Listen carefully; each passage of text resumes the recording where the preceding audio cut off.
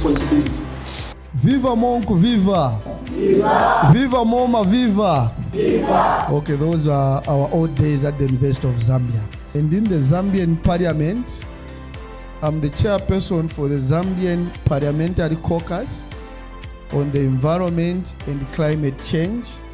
I'm also the chairperson for the Zambian Parliamentary Caucus on water. So this simply means I'm in the right place for us to have this brief conversation as I'm officially given the opportunity to open this important meeting. So it might be the first time that you are having such an important meeting to conversate on issues that are seemingly not important to others, but they affect our life in a day-to-day basis. Like this year, there is evidence that climate change is real. So the conversation that brings you in this space today, it is not a simple conversation. It's a serious issue. It's an issue that borders on life and death. It's an issue that borders on food security. It's an issue that borders on the economy. And it's an issue that borders on the general well-being of all the Zambians and Africa in general. There is a serious crisis around the water. The animals are stressed. The people in the Testes are stressed. And I know it's not only the Testes, including Livingstone. Water drilling companies are not able to find water. They are drilling now over 100 meters. The animals are stressed. There is animal-human conflict right here in Livingstone. What is causing that is a scarcity of water. So when you talk of climate adaptation, water management is not a joking issue. It's a big issue that needs young people like you to become part of the conversation. And this is what you are demonstrating today. And I feel in the entire Southern Province, Livingstone is the first district to convene such a meeting. And I would want you to clap for yourselves for that. We are not supposed to give up on our resilience ideas that will help in building the Zambia that we want. Climate change is a change in the patterns of weather that we're used to. So for example, if we have rain season and if it doesn't come or there's minimal rainfall. My understanding of climate change is that it's basically a shift in the Earth's climate, which is usually like an increase in temperature, and this is primarily caused by human activities.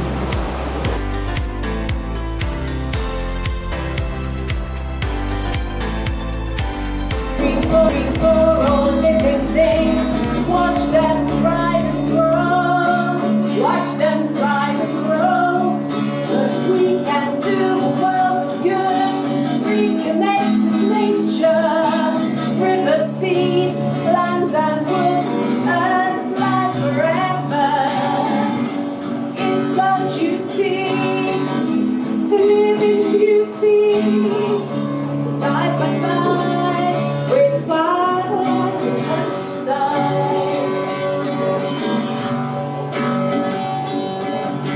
All the talks of today, and it is your actions that will overcome these challenges, whether it's through documenting the impacts of climate change, organizing community action, or coming up with innovative solutions to the energy crisis. Your voice and your efforts are needed.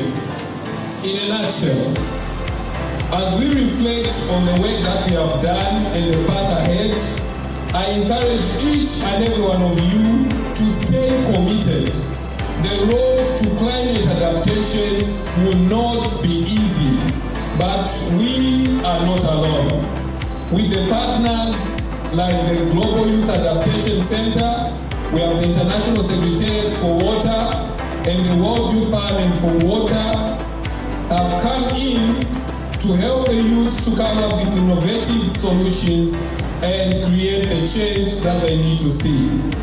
So to all young people here today, I must say, never give up, your ideas, your leadership, your passion are critical to building a more sustainable and resilient Zambia. Let us continue to stand together, to innovate, to adapt, to fight for a future where people and our planet can thrive. I believe you're going to be ready to get more information and more knowledge from my amazing panelists that are here. You should get ready to ask questions because we will have a Q&A session afterwards. The areas are becoming more restricted. We depend on our insects, our birds, our wildlife, our trees, our plants. That is what we live on.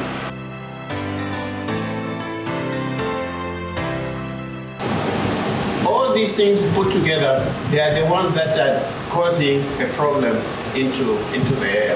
Of course, we need the trees because with so much CO2, it is the trees that balances. They absorb the CO2 and they give us oxygen.